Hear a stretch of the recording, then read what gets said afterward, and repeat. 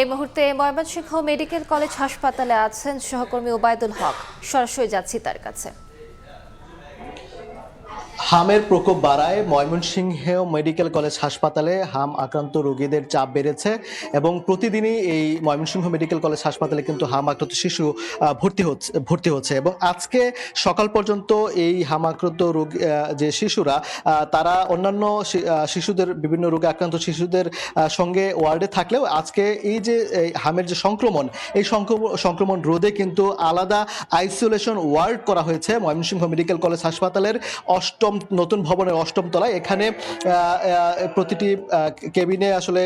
2টি বেড রয়েছে এবং এই বেডে কিন্তু 4 জন করে শিশু রয়েছে এবং যদিও এই যেহেতু রোগীর চাপ বেশি আজকে এখন পর্যন্ত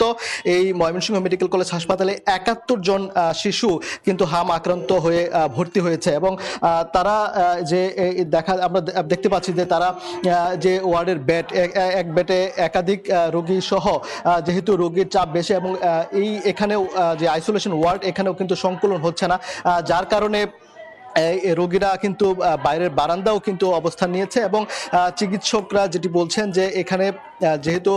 হামের চাপ বেড়েছে তারা যাতে বাইরের শিশুরা এই হামের সংক্রমণ না হয় সেজন্য কিন্তু আইসোলেশন ওয়ার্ড